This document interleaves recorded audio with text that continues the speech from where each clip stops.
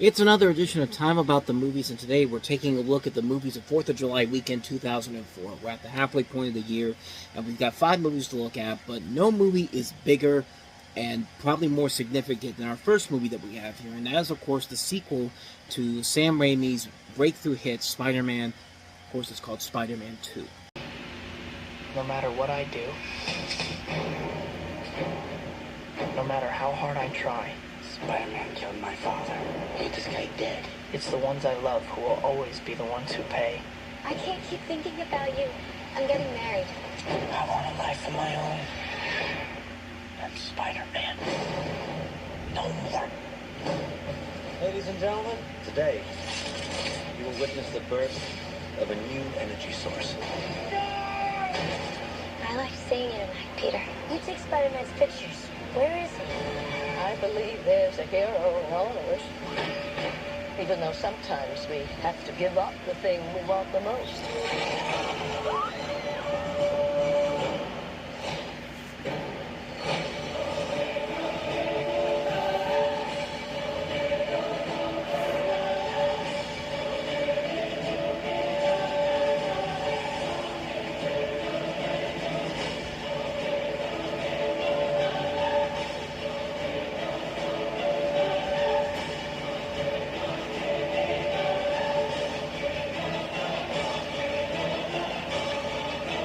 Let's see who's behind the mask.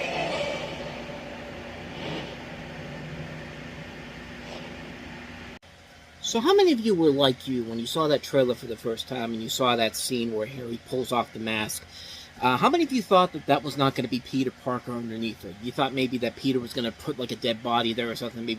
Maybe for a cruel, dark joke, put the dead body of his father there. But I mean, it is a Sam Raimi movie. It wouldn't be that surprising if he went for a little bit of some dark comedy there. But no, of course, that was actually him in the actual movie. So it's kind of a spoiler for the film itself. But because this movie is so good, it really takes away from the fact that it really does become an issue that's not as important as the movie itself, because the movie Spider-Man 2 is pretty damn good. I mean, at this point, this was Marvel at their absolute best, and it's really not that hard to see why. You have a story that's set 2 years after the events of Spider-Man, where Peter Parker has struggled to manage both his personal life and his duties as Spider-Man. And he's introduced to Dr. Otto Octavius, played by Alfred Molina, who takes a turn for the diabolical following a failed experiment with his wife's death. Using his mechanical tentacles, Octavius is dubbed Dr. Octopus and threatens to endanger the lives of New York City's residents. And Spider-Man must stop him from annihilating the city, but also going through these different situations, dealing with Harry, of course, dealing with Mary Jane, who's getting married to this guy who it feels like they were trying to set up as Venom, but it never really went anywhere. But a lot of the majority of the plot elements are taken from the Spider-Man story arc, Spider-Man No More, which was based off of a 1967 Amazing Spider-Man story. And much like with Blade 2 and X-Men 2, all the flaws in Spider-Man 2 are not only fixed in here, but they boost the movie to make it, at that point, Marvel's strongest sequel they had done at one of the best superhero movies ever made. I mean, keep in mind, this was just a couple of years before the MCU really took off and showed what Marvel can really do with a major with a good comic adaptation. I mean, this was at a good point in time to be at. It benefits from having a more prominent direction from Sam Raimi, who's been a longtime Spider-Man fan and gets the chance to show he wants to make the Spider-Man movie he wanted to see, and it definitely shows on here. Which makes no sense why they decided to screw him over with the third film, but we'll get to that one eventually. But great cast again. You know, Tobey Maguire, Spider-Man, Kirsten Dunst, Mary Jane Watson, James Franco, newcomers. Alfred Molina is very good as Doc Octopus. We get a lot of character development out of all these characters, and with a sequel, we need to get further development on those characters so we can get a better purpose of liking them and seeing their story continue from the previous film. Everything is much bigger in this film, but what a good sequel should do, like a story, the plot that's much bigger, and it senses that there's a lot at stake this time around that there was in the first movie. We can go along with it and hope the hero comes out as the victor. The third act, I think, is great. It's one of the strongest third acts I've ever seen for a movie, where there's a lot of tension, there's a lot of surprises, there's a sense of danger in all aspects, and also sides of people that you never expect to see, especially during the subway scene where everybody sees Peter as who he is, and they could have easily just said, "Hey, this is Spider-Man, right? This kid is Spider-Man," but no, they're just like, You get, but no, they're protective of him, and it's very refreshing too, because New Yorkers always get a bad rap in general. Maybe they do. I've never been to New York. I've wanted to visit New York before in my life. Wanted to visit New York before, but I've never gotten the chance to. But this movie at least tries to show that, hey, not everybody in New York is a complete asshole. Whether that's real life is hard to tell, but you get the idea of what I'm trying to say here. Quite frankly, Spider-Man 2 does give you everything you want in the sequel and then some. A bigger story, bigger character development, a story that we could stick and get behind. It was at that point where Marvel was really at the peak of what they could do as a studio in general, with these studios behind them, and it made for one of the best superhero movies ever made. And I think it really opened the door for a lot of people for what comic book movies can really be, because the following year, Christopher Nolan would take what Spider-Man 2 did and take it to the next level with Batman, but we're about a year away from that, of course. But Spider-Man 2 is a great movie. I can't recommend it enough. Definitely check it out. So with that said, let's get to some of the smaller movies. Some smaller movies, but some notable movies that came out to compete with Spider-Man 2 in the limited market. I mean, not everybody was going to get to see it because everyone wanted to go see it. So here's a couple movies that tried to go and compete with Spider-Man 2 and mostly succeeded for the most part. Let's start with the first one. And Harry Osborn's father, Willem Dafoe, isn't too far away because he's in the next movie. We have Robert Redford and Helen Mirren, along with Willem Dafoe, in The Clearing. You were told no one left behind. No, I told them to stay away. They're all over the hotel. How many times have you fired that gun on him? I want to hear his voice. Do you hear me? Do you have any idea what it's like to see your life fall apart? I understand.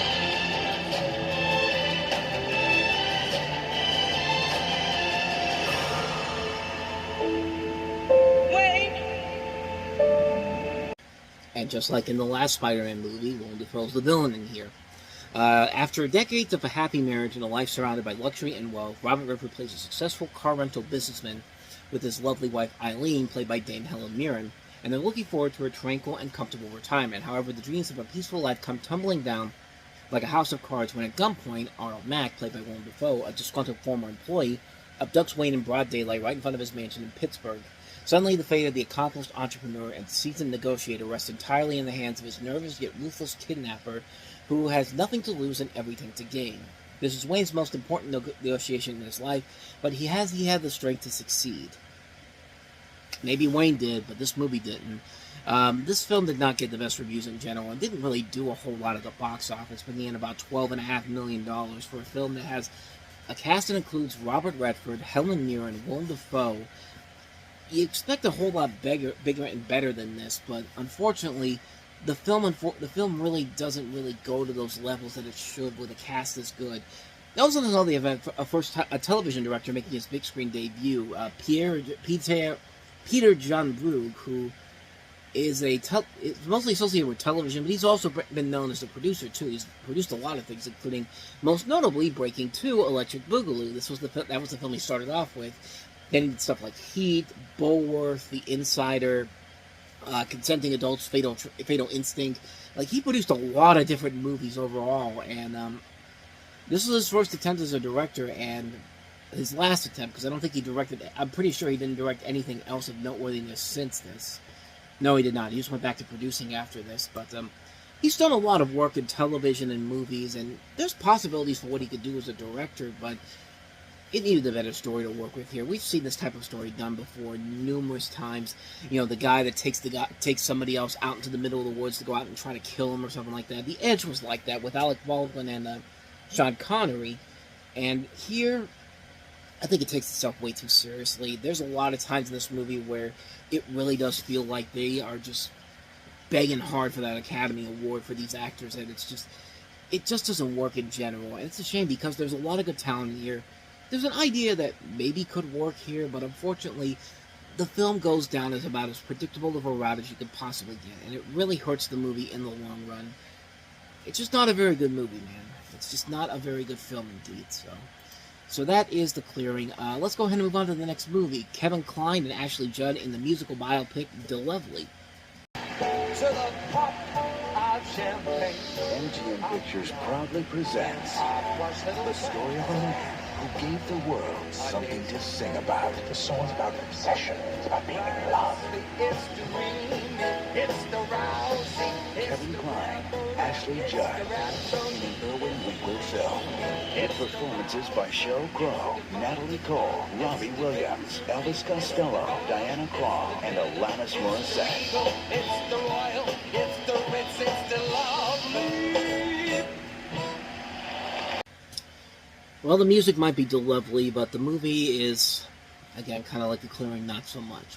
DeLovely is an original musical portrait of American composer Cole Porter, played by Kevin Kline, filled with unforgettable songs. And in the film, Porter is looking back on his life as if it was one of his spectacular stage shows, with the people and events of his life becoming the actors in action on stage. Through elaborate production numbers and popular hits like Anything Goes, It's DeLovely, Night and Day, Porter's elegant, excessive past comes to light, including his deeply complicated relationship with his wife and muse, Linda Lee Potter, played by Ashley Judd. Directed by Irwin Winkler, who is another one, kind of like Peter John Brew. He's a great producer, but as a director, he has not been as successful as he probably could be. I mean, there's a lot of movies he's made that we've talked about on the show. We talked about all of his movies: Guilty by Suspicion, Night in the City, The Net, At First Sight, Life is a House. None of these movies were really groundbreaking films in general, and there's definitely a lot of what you could do with this film in general, especially with Kevin Kline as Cole Porter. Kevin Kline will usually turn anything into something great, even if it's not that great of a movie. But here, it really just feels like they're just trying to create a new generation Amadeus. That's the thing that I always kept thinking of when I saw this movie. It's just like, it feels like this is Cole Porter's Amadeus. I think it's like Cole Porter's Amadeus, and it just really is not that great of a film that wastes a lot of really good talent in this movie. Like, you see it in the trailer there, who's involved with the soundtrack for this movie. You know, you got Robbie Williams, Alanis Morissette, Sheryl Crow, Elvis Costello, you know, Diane Krall, like Natalie Cole. You got Natalie Cole in this movie, man, and like, yeah, it just feels like the movie was trying to sell just the performances alone instead of actually selling the movie and selling a story that could be told in a much better light.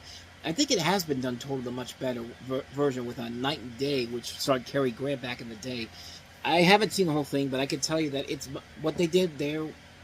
From what I saw of it, was definitely a lot better than what I saw here, and it pains me to say that because I do like Kevin Kline a lot. I do like Ashley Judd a lot, but unfortunately, the movie itself is just pretty much your typical. It's not even your typical musical biopic, like what a musical biopic is nowadays. It's just kind of like, it's an ambitious idea, but it just can't get past the feeling that they're trying so hard to create the next Amadeus. It felt like, because there's a lot of elements of Amadeus there. You know, Cole Porter talking about his life back in the day, and like talking about the muses and the memories of his young life in general. But it just really feels that way. It feels like there's so much more that could be done here, and it just doesn't deliver when it's all said and done. And it's a shame, because the pieces are definitely there. There's an engaging story here, but it just didn't work in the long run, unfortunately. So yeah, with that said, let's go ahead and move on to our next movie, and that is the sequel to Before Sunrise, Before Sunset.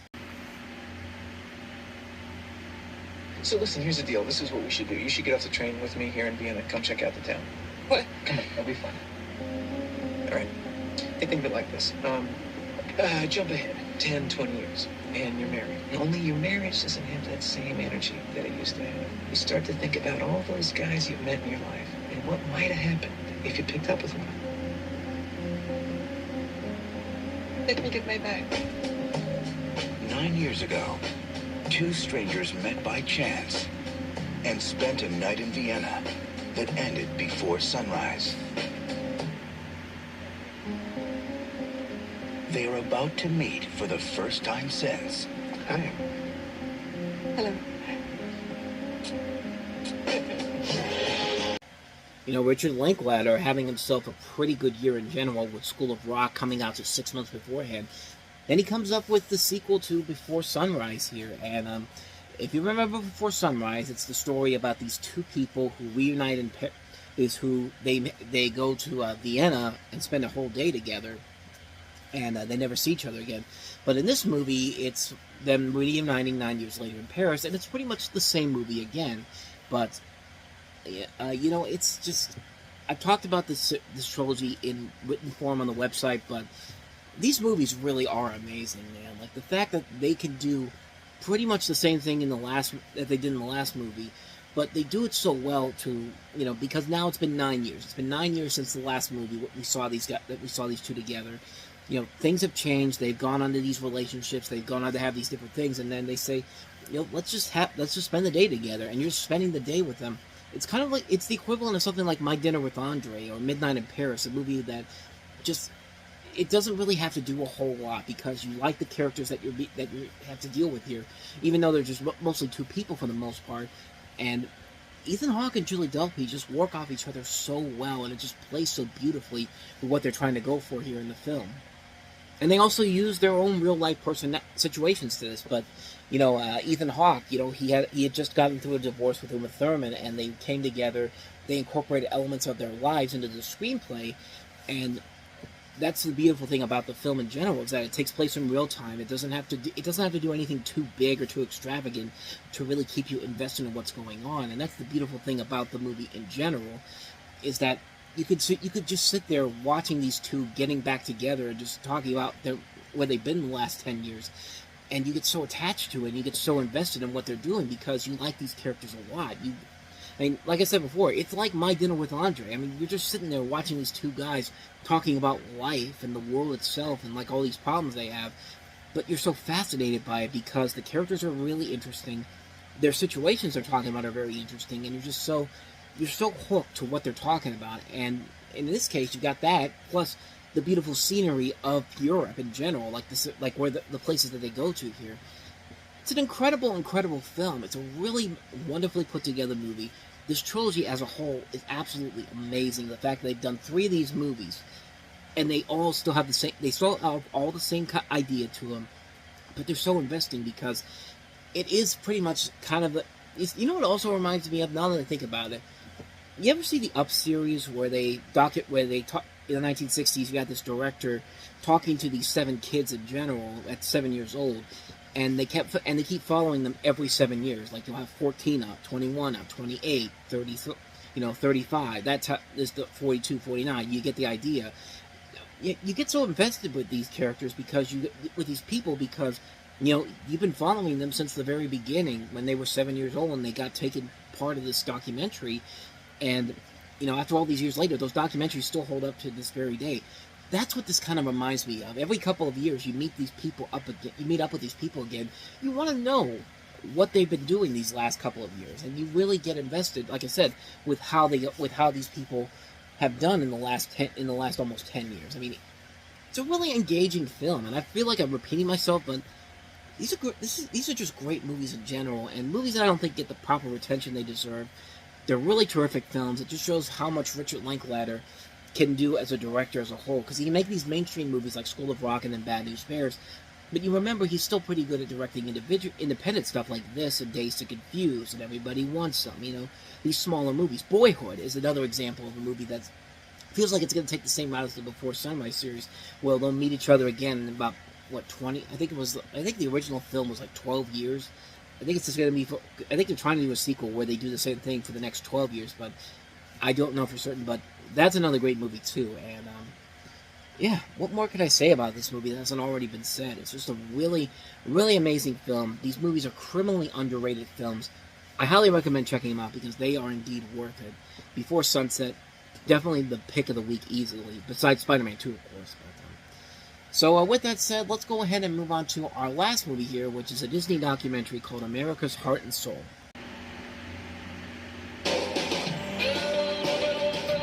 Walt Disney Pictures presents a unique motion picture experience that will take you on a breathtaking journey across the nation to meet the people who make up the heart and soul of America. I've been a bicycle messenger for 10 years. I can reach over my handlebars and close the door if it's opening on me.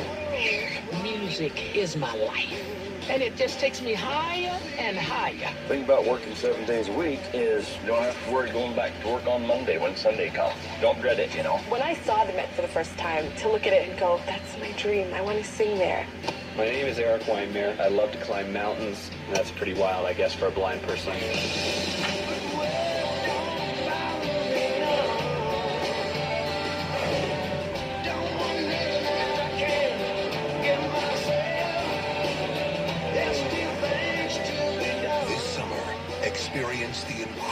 story of America, told one person at a time. America's heart and soul. Because of course you're going to release a movie like this on 4th of July weekend. If you release it on like Canadian Thanksgiving, it would seem kind of off and weird, but I don't know. Part of this does look like something that Fox News probably would do nowadays, but you know, Disney did it first, and I guess they were I feel like they were trying to do this to counter-program Fahrenheit 9/11, which they had under Miramax, but then of course the Weinsteins took it somewhere else.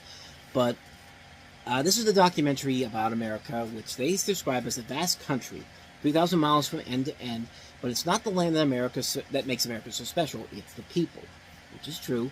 Filmmaker Louis Schwartzberg packs up his camera and hits the road with the goal of capturing both the unparalleled beauty of the land and the incomparable spirit of the people. He connects with people, capturing their values, dreams, and passions in a journey that reveals the stories unusual, captivating, inspiring, and emotional that makes Americans into something more than a collection of individuals. It's a celebration of a nation told through the voices of its people.